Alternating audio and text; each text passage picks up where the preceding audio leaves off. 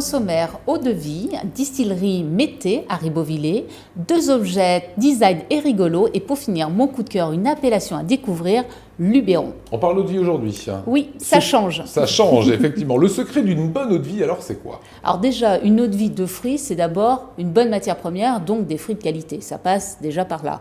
Ensuite, c'est une fermentation des fruits 5 à 8 semaines en fût pour les eaux de vie de très bonne qualité.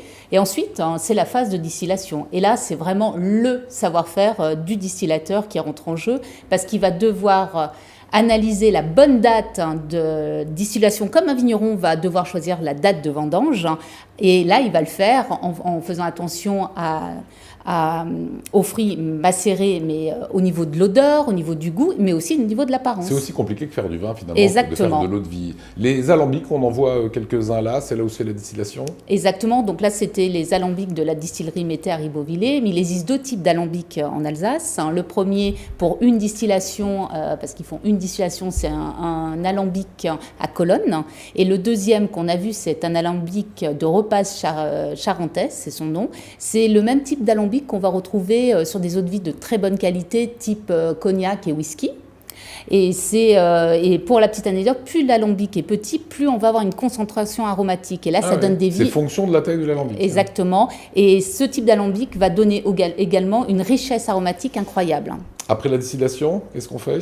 Que deviennent les eaux de vie? Alors, elles vieillissent, en général 5-6 ans, en cuve par contre, et ça permet à l'alcool de décharger cette agressivité. C'est pour avoir un alcool beaucoup plus doux et non une eau de vie brûlante. Alors, on sait que le vin, on l'aère régulièrement. Comment est-ce qu'on déguste une eau de vie? C'est quasiment la même chose qu'une dégustation de vin. Vous avez toujours la vue, vous avez toujours le nez, vous avez toujours la bouche. Par contre, une température de service est importante. Souvent, on dit de déguster une eau de vie froide. Non, les mauvaises eaux de vie se dégustent froides, les bonnes eaux de vie, c'est 15 degrés déjà, sinon vous cassez tous les arômes, donc c'est quand même un tout petit peu plus chaud. Ensuite, c'est plutôt sur des verres à tulipes. Quand vous allez humer, donc vous tournez, mais 1 fois, 2 fois le verre, pas plus. Vous laissez un peu reposer quelques secondes et vous humez effectivement, mais ne pas mettre le nez à l'intérieur. Ah, c'est pas comme le vin.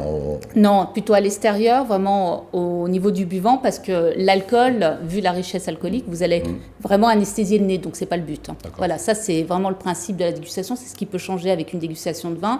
Ensuite, pas stocker les bouteilles couchées mais debout. Tout ça parce que l'alcool risque d'attaquer le bouchon. Et stocker les bouteilles dans un endroit sec et frais et à l'abri de la lumière. D'accord. Une fois que la bouteille est ouverte, on la laisse debout.